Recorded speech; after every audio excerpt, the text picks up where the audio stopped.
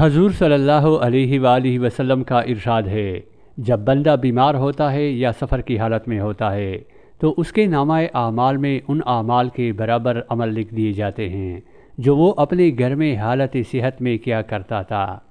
ایک شخص نے نبی علیہ السلام کے پاس آ کر عرض کی، اللہ کے رسول صلی اللہ علیہ وآلہ وسلم، کون سا صدقہ زیادہ اجر و ثواب کا باعث ہے؟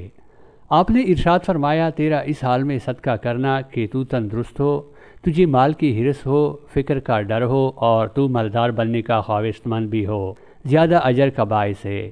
دو نعمتیں ایسی ہیں جن کی اکثر لوگ قدر نہیں کرتے، صحت اور فراغت۔ جو چیز تمہیں شک میں ڈالے اسے چھوڑ کر اس چیز کو اختیار کرو جو شک میں نہ ڈالے۔ بے شک سچائی سکون قلب کا باعث ہے اور جھوٹ انسان کو مضطرب اور پریشان رکھتا ہے۔ طاقتور وہ نہیں جو لوگوں کو کشتی میں پچاڑ دے، حقیقی طاقتور وہ ہے جو غصے کے وقت اپنے آپ پر قابو پا لے۔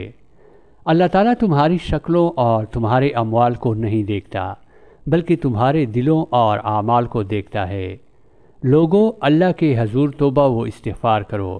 میں اللہ کے حضور دن میں 100 مرتبہ توبہ و استغفار کرتا ہوں۔ جو شخص اللہ تعالیٰ اور آخرت کے دن پر ایمان رکھتا ہے اسے چاہیے کہ صلہ رحمی یعنی رشتہ داروں سے اچھا سلوک کرے۔ ہر روز صبح سویرے 2 فرشتے زمین پر اترتے ہیں۔ ان میں سے ایک اللہ تعالیٰ سے دعا کرتا ہے کہ اے اللہ، جو تیری راہ میں خرچ کرے اسے مزید رزق عطا فرما، اور دوسرا یہ دعا کرتا ہے کہ اے اللہ، جو تیری راہ میں خرچ نہ کرے اس کے مال کو تباہ و برباد کر دے۔ جو بندہ دنیا میں کسی بندے کی پردہ پوشی کرتا ہے، اللہ تعالیٰ قیامت کے دن ضرور اس کے عیبوں پر پردہ ڈالے گا۔ جو شخص اللہ تعالیٰ اور آخرت کے دن پر ایمان رکھتا ہے اسے چاہیے کہ اپنے مہمان کی عزت کرے۔ اللہ کی قسم وہ ایماندار نہیں، اللہ کی قسم وہ ایماندار نہیں۔ عرض کیا گیا، اللہ کے رسول صلی اللہ علیہ وآلہ وسلم وہ کون ہے؟ آپ نے ارشاد فرمایا، وہ شخص جس کی شرارتوں سے اس کا ہمسایہ محفوظ نہ ہو۔ 3 چیزیں میت کے پیچھے جاتی ہیں، 2 قبرستان سے واپس آ جاتی ہے اور 1 اس کے ساتھ ہی رہتی ہے۔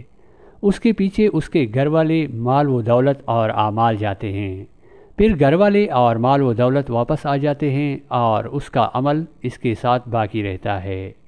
جو عورت اس حال میں فوت ہوئی کہ اس کا خاوند اس سے راضی تھا، وہ ضرور جنت میں داخل ہوگی۔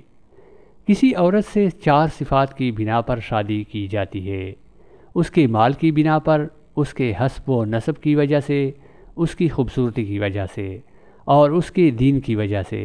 تم دین والی کے حصول کے ذریعے کامیاب ہو جاؤ۔ تم میں سے ہر ایک ذمہ دار ہے اور ہر ایک سے اس کے ماتحتوں کے متعلق پوچھ گچھ ہوگی۔ حکمران وقت اپنی رعایا کا ذمہ دار ہے اور اس سے رعایا کے متعلق باز پرس ہوگی۔ ہر شخص اپنے بیوی بچوں کا ذمہ دار ہے اور اس سے اس کی ذمہ داری کے متعلق پوچھا جائے گا۔ عورت اپنے خاوند کے گھر کی ذمہ دار ہے اور اس سے اس کی ذمہ داری کے متعلق پوچھا جائے گا۔ نوکر اپنے مالک کے مال کا نگران ہے اور اس سے اس کی ذمہ داری کے بارے میں پوچھا جائے گا۔ 7 قسم کے لوگوں کو اللہ تعالیٰ اس دن یعنی قیامت والے دن اپنے عرش کے سائے میں جگہ دے گا، جس دن صرف اس کے عرش کا سایہ ہوگا۔ عدل کرنے والا حکمران، وہ نوجوان جو اپنے رب کی عبادت میں پروان چڑھا، وہ شخص جن کا دل مسجد میں اٹکا رہتا ہے، وہ 2 آدمی جو اللہ کی خاطر محبت کرتے ہیں، اسی کی خاطر اکٹھے ہوتے ہیں اور اسی کی خاطر الگ ہوتے ہیں، وہ شخص جسے کسی با اختیار خوبصورت عورت نے دعوت گناہ دی تو اس نے کہا مجھے اللہ سے ڈر لگتا ہے، وہ شخص جس نے صدقہ کیا تو اس قدر مخفی اور پوشیدہ رکھا کہ بائیں ہاتھ کو بھی خبر نہ ہوئی کہ دائیں ہاتھ نے خرچ کیا، اور وہ شخص جس نے تنہائی میں اللہ کو یاد کیا تو خوف یا فرط محبت سے اس کی آنکھوں سے آنسو جاری ہو گئے۔